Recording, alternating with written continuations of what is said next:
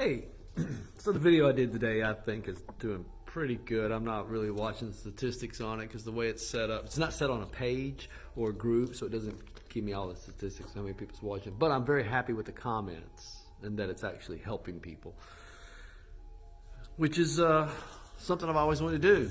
I've always wanted to do stuff like this to help people. But here's, I've had a lot of self-doubt in that area, and I'm really trying to overcome that. So what I've done is I've tried to make a little list of videos that I want to do. It's not that I'm gearing these specifically towards men. I'm not. Ladies, women, you're all welcome to watch the videos. You're all welcome to take part in the discussion. You're all welcome to comment on them. It's just I'm giving them to you from my perspective as a man on different things. For example, one of the things that I struggled with for a long time was a feeling that I didn't belong at the table. And not that this is where it started, but I think this is where it just became first in my head, that I don't belong at this table. I was a young boy here in Athens, Tennessee, and I had developed a really good friendship with a guy. And his family had invited me over to spend the night. And so I go over there, and I was a little intimidated by it. I mean, his family, his mother was a nurse, his dad wrote for the newspaper, which was a big deal then. And I go over to have dinner with them. And they lived in a nicer house than what I grew up in. Not that I grew up in a shack or anything, I didn't. I didn't grow up desperately poor, but I certainly didn't grow up with means. And I felt like, ooh, they got means. And so and they're going to have dinner, and so I go over there, and the placemats are out, and all the dishes are in a certain spot, and the forks and spoons are in a certain spot. And I didn't grow up like that. Yeah, I mean, when we had special dinners, you know, we would do things like that, but there wasn't this expectation that I had these table etiquettes, that I knew which fork and stuff to eat. So I was really, really nervous. Anyways, just, I'm finding out we're getting ready to have dinner, and his mom says, "Hey, we're having fried chicken." I went, whew. Okay, I can eat fried chicken. It's not a big deal. I don't have to worry about what fork to eat and stuff like that. So we sit down at dinner, and I'm about to grab my chicken and start eating it. And I look over, and they're picking up forks and knives, and they start carving their piece of chicken and eating it with a fork and a knife. I don't belong at this table. That was the first thing that went through my head. And quite honestly, it's one of those things that's haunted me for years. Do I belong at the table? I mean, even like doing these videos. Do I belong in front of this camera, sharing with you these insights and these things that I go through, and sharing with you even some of my struggles, or sharing with you something that has helped me along the way? Because if you follow me at all, you know I go through a spurt where I do some of these and then I'll stop. There's a couple of reasons. One, I feel like, hey, what's the point?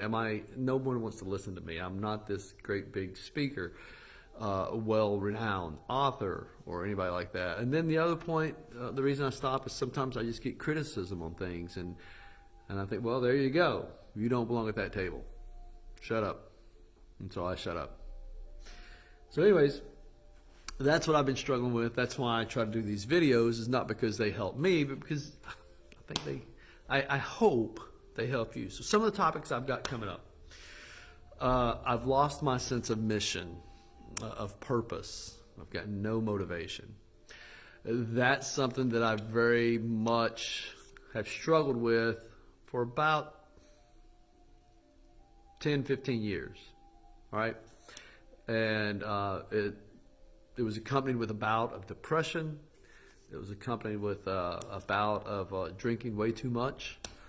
It was accompanied with just feeling like I was on autopilot and going, and I had no reason to be here. I have no purpose. And I'm going to do a video about that, and I'm going to share with you what I try to do when that comes up. Notice I said when it comes up, not that I made it go away.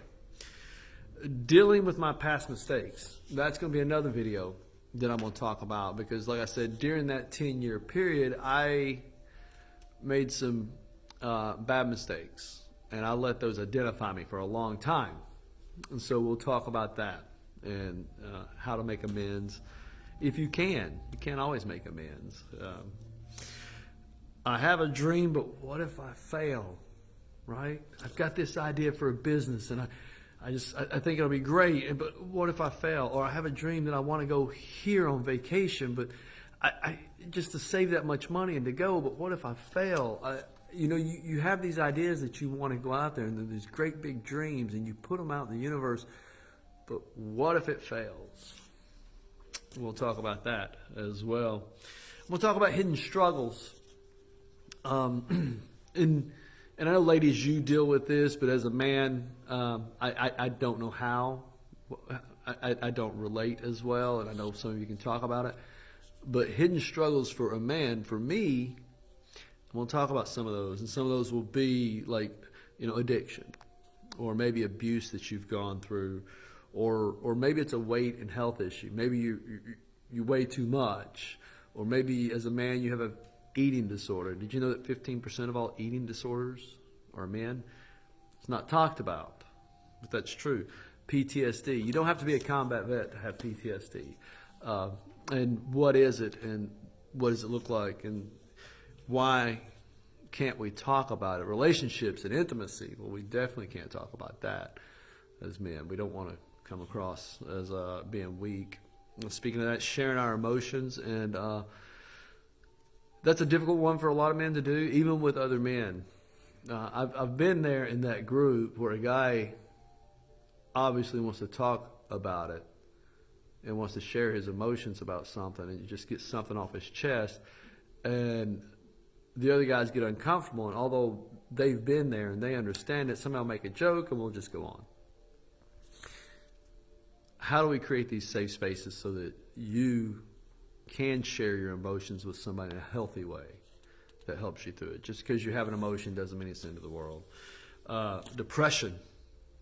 That's another one. I mean, you're not allowed to be depressed. I mean, you've got a family to provide for, you got a job, you've got success, you've got all these things that you need to accomplish. You can't have depression as a man, because that's not what men do. Men don't get depressed. Another one that I dealt with a lot is dealing with anger.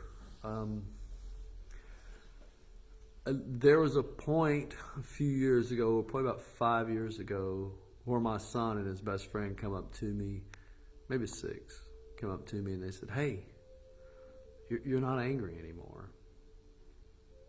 And I remember my heart broke because I didn't know it was that obvious, or that it affected them in that way.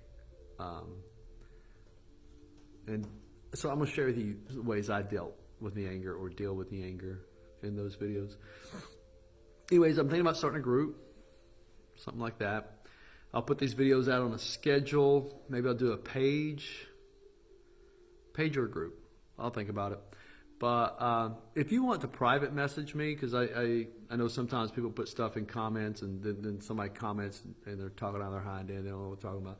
If you want to private message me, you got a question, or maybe you've got a personal struggle, maybe you want to meet with me personally and talk about some of these things, man, I'm happy to do that. And I'm happy to do that. So if you do, just put something in if you do have a comment, put it in there. If it's something personal that's too personal, just private message me, and we'll go from there. Hey, you got this. I mean, if I've got it, and I deal with these things, and I struggle with them, you've got it too.